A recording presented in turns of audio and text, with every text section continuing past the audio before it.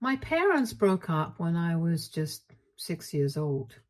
They got married young, but after the honeymoon phase ended, they started to fight a lot. Both of them were working overtime to pay bills that were piling up while also paying for their student loans. The year that they were supposed to get a divorce, my mom found out that she was pregnant. For reasons beyond my understanding, they decided to give their marriage one last try. This was a big mistake because my earliest memories of my childhood are of my parents yelling at each other as loudly as possible. Every morning would start this way. My mother would go off on my dad for not cleaning up after himself and not helping around the house, while my dad would counter with complaints about my mom's cooking abilities and how she was a good-for-nothing woman. He would have an issue if she made pancakes, toast, or waffles because no matter what she did, he just wasn't in the mood for it. He would always compare her with his mother and say how he wished he had never married her. She would counter by saying that she should have married a richer man and that she regretted having a child with him. This was pretty much every day. Sometimes I would just try to block out the noise in the background playing with my food, but it did leave a lasting impression on me as it sort of made me realize that both of them kind of blamed me for why they could not leave each other. My dad would purposefully come back home late at night so he would not have to spend any time with me or my mom. If my mom complained about feeling overworked, he would snort and tell her how his job was more important than hers. If I ever wanted to play with him, he would be okay and nice to me for 30 minutes, but beyond that, he would start to get irritated and scold me for being so needy. I was just a child at that time, but I remember him saying that to me so much that even now as an adult, I'm afraid of coming off as needy with other people. Slowly, our home life became even worse as time went on. My mom would spend her evenings drinking, while my dad would come home drunk from the bar and stomp off to the couch just to pass out.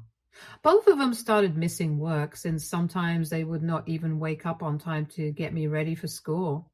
The weekends were much worse as I spent so many evenings hungry because both of my parents were too intoxicated or hungover to cook or even order takeout.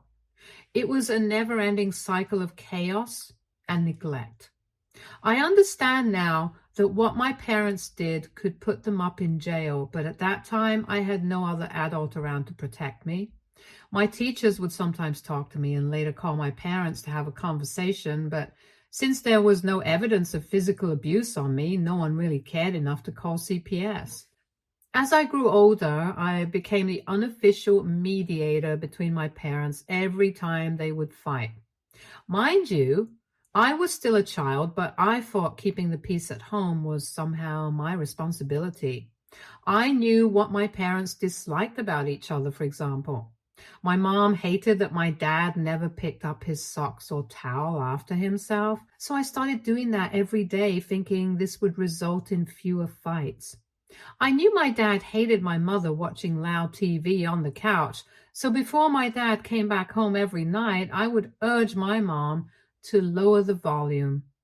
It was difficult for me as a child to try to calm my parents' temper or distract them from their conflicts, but regardless of what I did, they would end up having an argument one way or the other. It was a heavy burden for me to carry as a child, and I often found myself feeling overwhelmed and helpless. I wished for a peaceful home where I could feel safe and loved, but instead I lived in a constant state of tension and anxiety.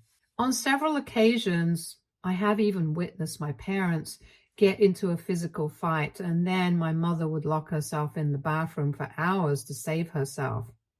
One night, their fight got even worse. My mother threw a glass bottle at my dad straight to his face, and he started bleeding from his nose.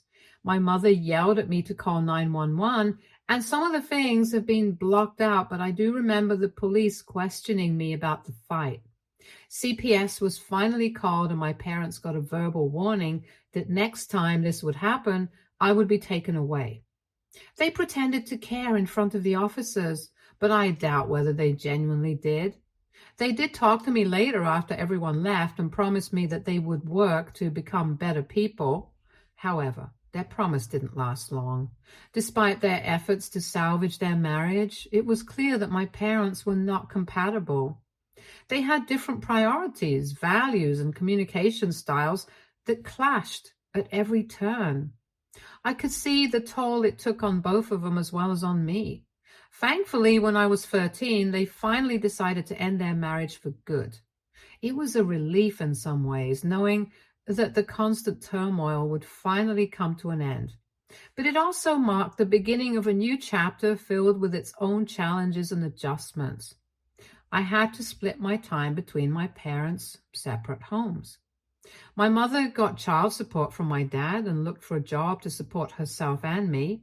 In the beginning, it was really difficult for her to find one, but my uncle, her cousin, helped her get a desk job as a secretary where she worked for several years under a kind and patient boss who paid her quite well. I met her boss and his family several times during work parties, and I'm still really grateful that he had decided to hire my mom, as it genuinely saved our lives and helped pay for everything around the house. My dad, on the other hand, spiraled into drinking more and more, like there was no tomorrow. This is why I dreaded my visits with my dad, because he would either be passed out drinking or he would bring a strange woman into the house to hook up with. It was extremely uncomfortable and I hated it. However, I didn't have much choice, as I was afraid of revealing this to my mom, since this would start another one of their huge fights, and I was just tired of it all. Throughout the years, my dad has had different long-term girlfriends every year. He dated the first one for a year, the next one for 6 months, and the third one for 3 years straight before cheating on her. I have noticed a pattern in his dating history, as they are single mothers with 1 or 2 children. My dad dates these women and gets extremely close with their children. He posts their pictures all over social media and even celebrates birthdays with them. Meanwhile, my mother would have to remind him about important days in my life, like my birthday or prom days, as he would sometimes forget all about it. He would also always force me to mingle with his girlfriend's children, urging me how they are going to be my future brothers and sisters.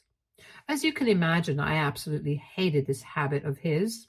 I mean, I understand that my dad was single and was free to date whoever he wanted, but he would always pretend to be this responsible parent in front of other children while neglecting his one and only child. I remember when my school organized a father-daughter dance, I had an inkling that my dad would find an excuse to not attend, and as expected, he did. My mother tried to talk some sense into him, but he kept insisting that one of his girlfriend's kitchens needed some repairs.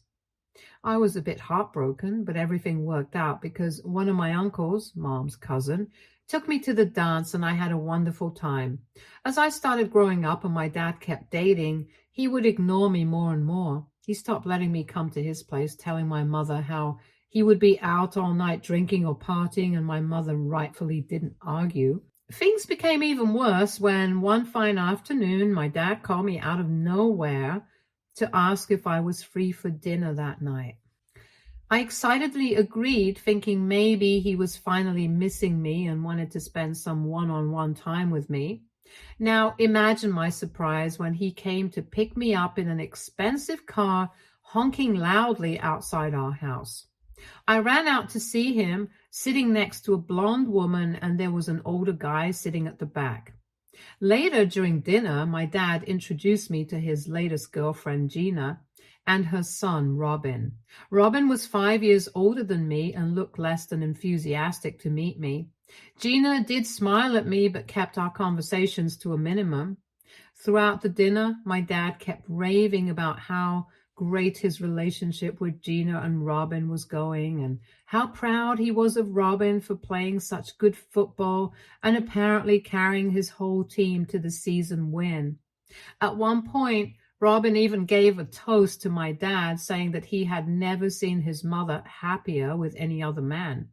Clearly, my dad and Gina were in love, all blushing and were all over each other. Hence, I was not surprised when a few months later, my dad told me that he was getting married to her. He invited me and my mom as guests, and we were happy to be there until I noticed that Robin was my dad's groomsman. My dad and he were laughing side by side, chatting like two best friends. I felt this weird sense of jealousy and anger, and I guess my mother must have noticed my expression because she gave me a hug. Throughout the wedding, I watched my dad celebrate with his new family and act like this was his very first marriage. He never even once called me for a family picture. The only time he came over to me was to ask my mother and me if we were enjoying ourselves. I felt so invisible, like I didn't belong in his life anymore. As the evening wore on, I became more and more quiet, trying to process the whirlwind of emotions swirling inside of me. I couldn't understand how my dad could be so happy and carefree while I felt like my world was crumbling around me. Robin seemed to effortlessly fit into my dad's life, effortlessly slipping into the role of his son. When it was time for my mother and I to take leave, my dad didn't even hug me goodbye. I think that was the last time I saw my dad, laughing and dancing with his new family. After that, I didn't bother to contact him much. This is how I realized that unless I texted or called him, he didn't really miss me. Several months passed, and although he would continue to send child support, he never once bothered to check in. When it was time for me to go to college, I made sure to choose the university that would be furthest from the city, even though my mother didn't want me to go so far. I wanted to run away from that miserable place and all the bad memories. I did hear from my mother how my dad had turned his life around completely and had a much better job now and had stopped drinking. It wasn't until months after I had already started college that I received a call from my dad. He told me how surprised he was that I was such a big girl now. I snorted because I wasn't really surprised that he had never noticed anything about me. He continued to ask me about mundane things here and there, trying to make a conversation, and then launched into a speech about how Robin had secured a good job, which was incidentally the same city as my university. He mentioned that he would be coming over with Gina to visit Robin and thought it would be a wonderful idea to meet me as well. I told him that it was fine, but he kept insisting, and eventually I agreed. I probably should not have, but as much as I hated to admit it, I miss my dad. Regardless of his relationship with my mother, I wanted both my parents to love me and treat me like a child. I deserved to be seen, and I hoped that my dad would eventually grow to see that. The evening we were supposed to meet at a cafe near my university, I was all dressed up and excited. However, hours passed and I sat alone in the cafe sipping my coffee and looking at the door, but my dad never showed up. I kept calling him, but there was no answer. I told my mother, so she called him as well, worried that maybe something had happened to him.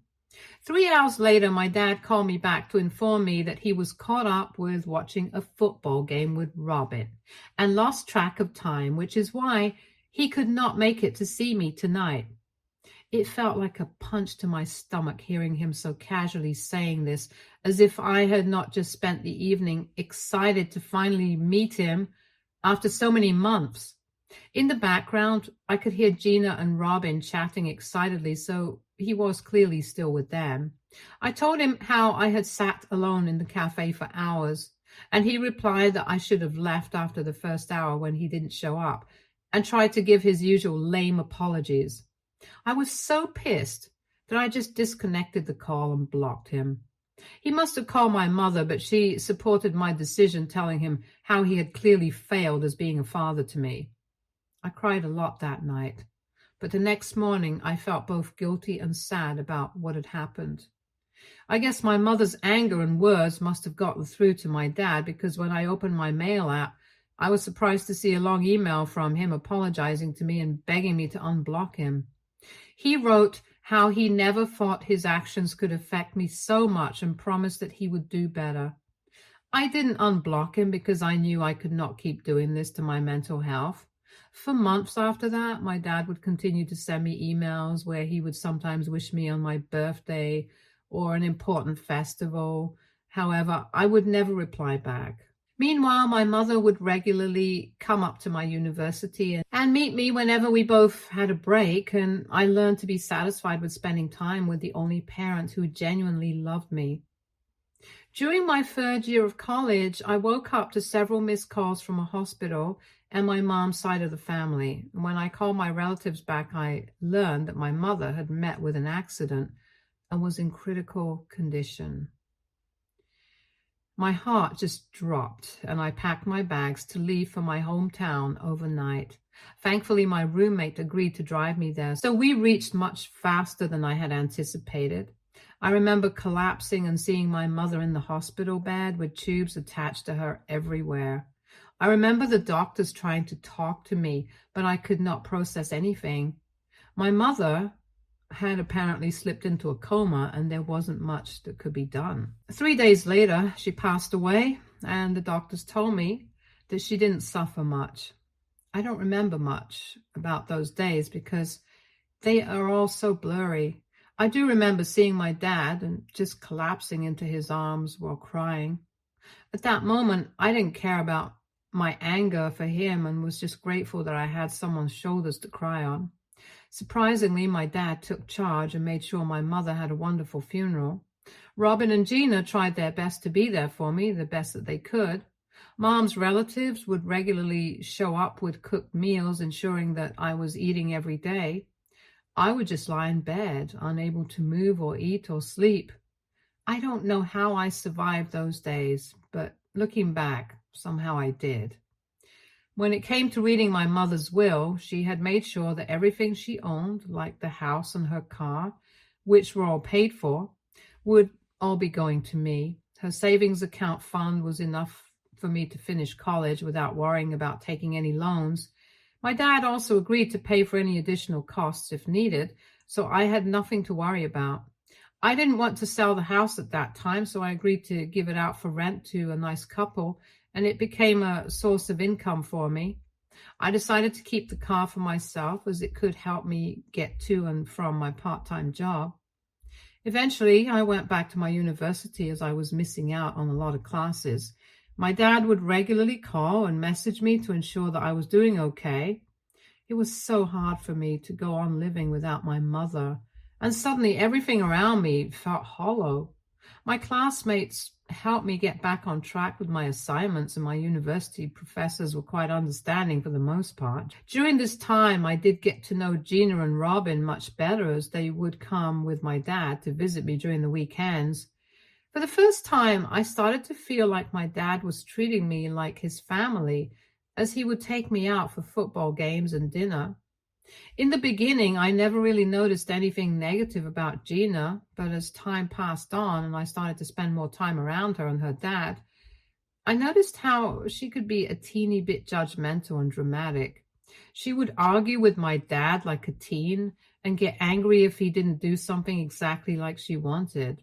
For example, if we were coming back from a game and she wanted pizza while we all wanted burgers, she would sit in the driveway pouting and refuse to come inside the house until my dad would agree to order pizza.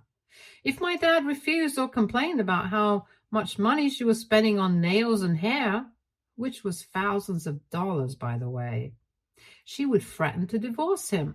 She would also comment on other girls' dressing choices, casually saying derogatory terms.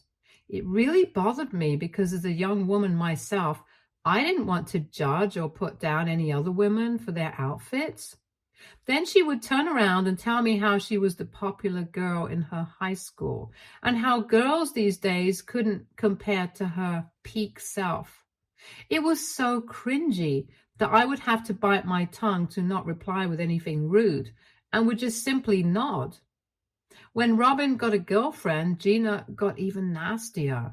If I was ever invited to any family dinner where Robin was also bringing his girlfriend, Gina would constantly ask rude and uncomfortable questions to the poor girl, like how many men she has slept with and if she is using a condom, because according to Gina, women are out to baby trap her son. Robin would just be uncomfortable throughout this, and if he ever confronted his mother later about this cringy behavior, she would burst into tears and complain to my dad how she only meant well and she's only looking out for her baby son, but he doesn't care. This is pretty much how I knew that Gina was someone I needed to avoid as much as possible without my dad finding out. Whenever he would come to visit me, I would ask him if he and I could spend some time alone. And at first he would agree, but Gina would constantly call him and disturb our time.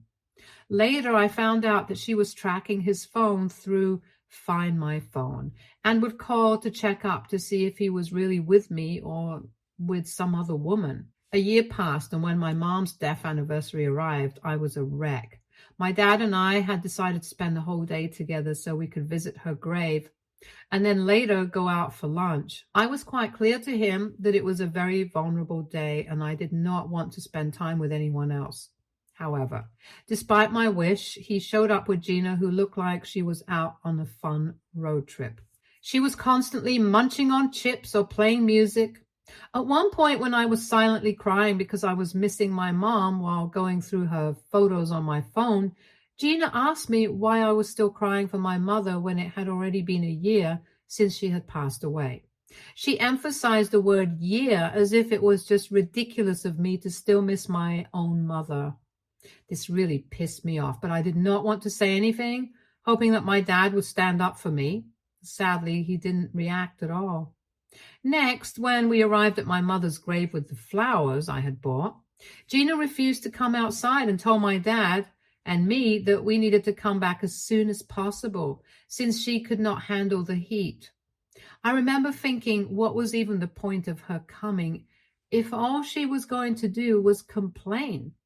She wasn't even going to pay any respects to my mom and then not even allow us to peacefully pay our respects. We were just 5 minutes late when she started to call my dad's phone, signaling that we needed to wrap up things quickly. I gave up and walked back to the car silently. When it was time for lunch, Gina decided on Chinese food because it was her favorite, although neither my dad nor I were fans. Nonetheless, my dad gave in as usual. Overall, the day was unfolding completely opposite to what I had anticipated.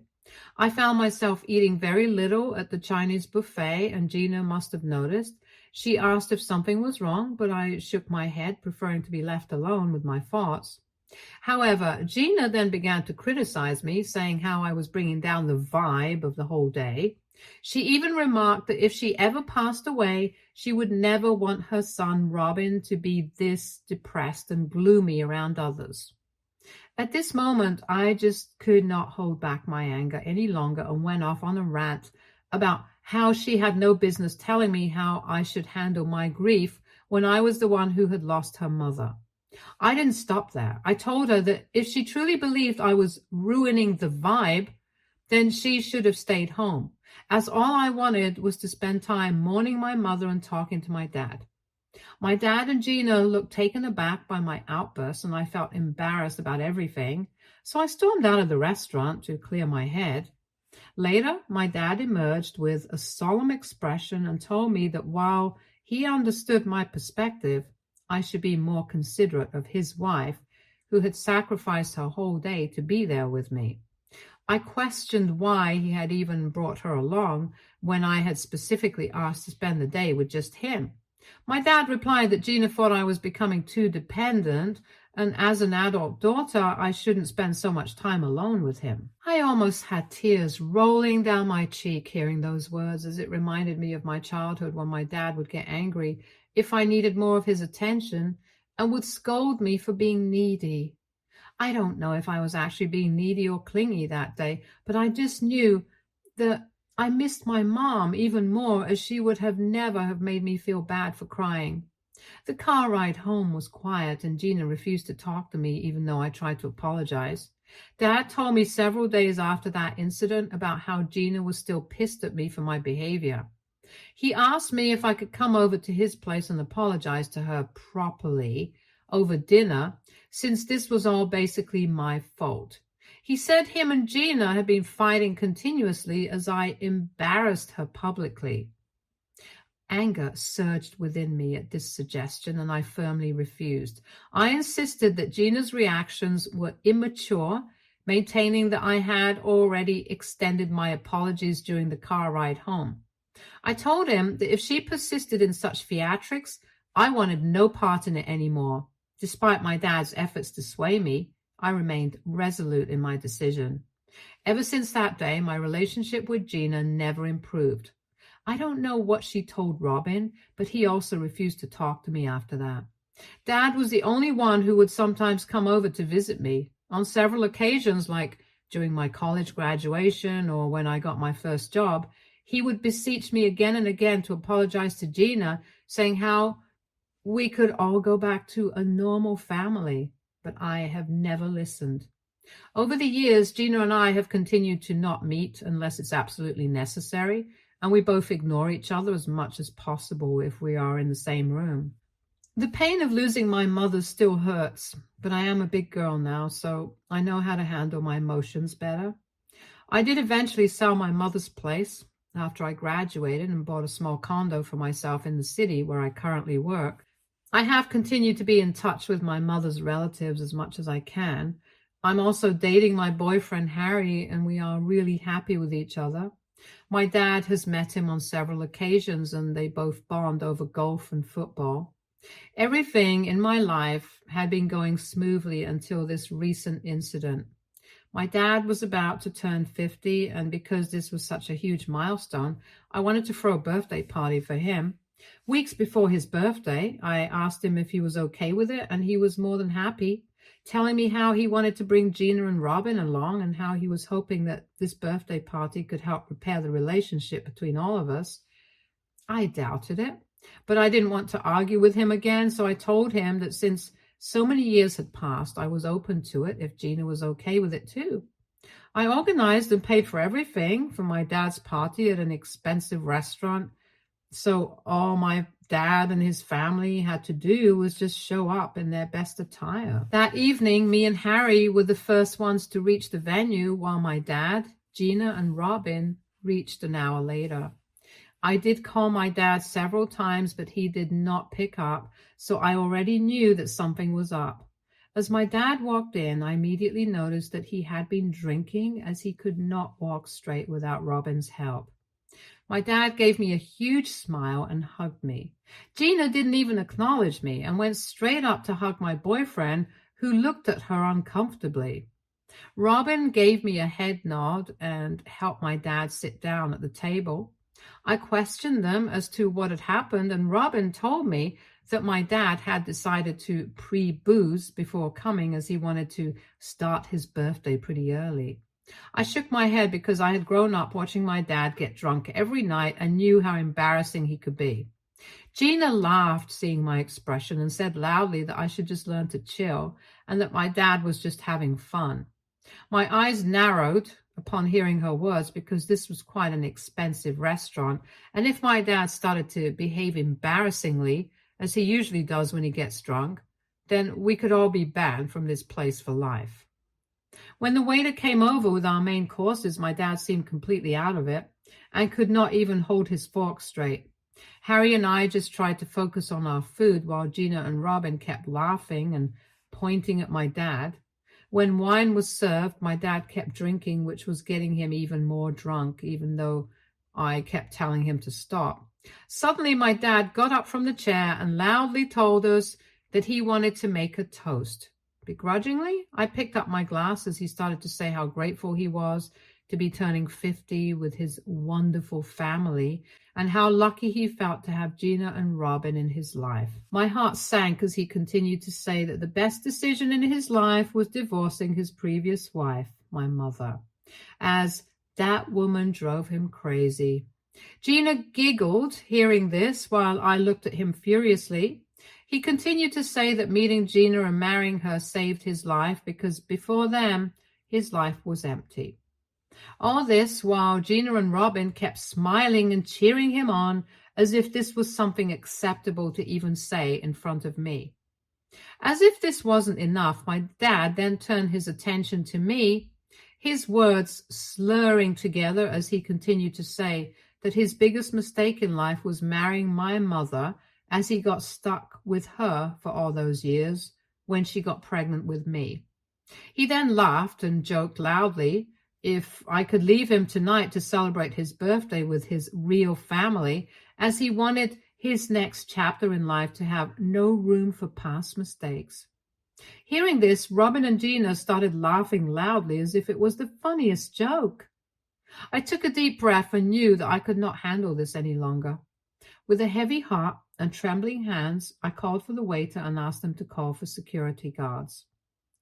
The waiter did not even hesitate, as my dad's loud words could be heard around the room, and within minutes 2 security guards appeared at our table, their presence causing a stir among the other diners.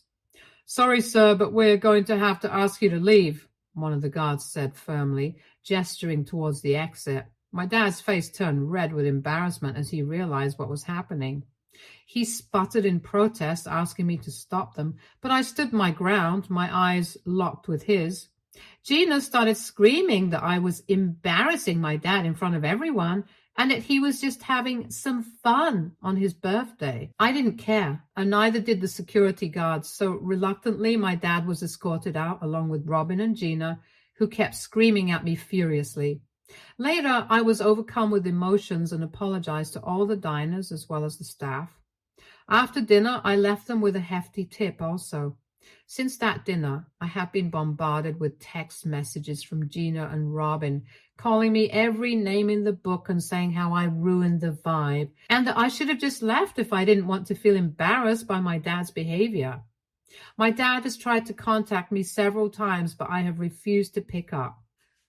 Hence, I am on Reddit to ask if aita for kicking my dad out after he said all those hurtful things to my face. Update 1. Wow, how has this post blown up in just a matter of a few hours? Okay, I get it, guys. I was right in kicking my dad out. I did not expect hundreds of commentators to support me. Although I do appreciate that all of you support my decision, I still don't want any of you to write extra mean things about my dad. Regardless of how shitty he is still my dad, and I just came to Reddit to understand if my actions were right or wrong, and I can see that I have got my answer for now. Update 2. It's been several weeks since my last update, and for those wondering, my dad has not contacted me any further. Gina and Robin have also stopped sending me messages.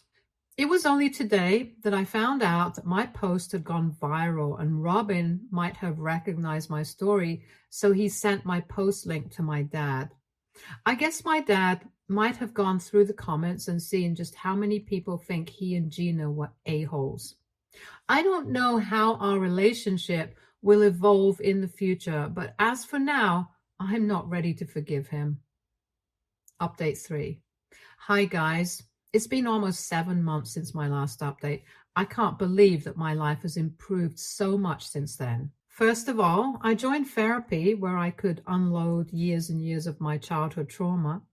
I understand now why people feel lighter after going to therapy, because I decided to cut off my dad and his family permanently with no explanations. I am doing really well in my life, and I am lucky that I have a wonderful boyfriend like Harry who understands and takes care of me. I hope this can be my last update here, as I have already moved on in my life. Stay tuned for more stories from Argo Relationships.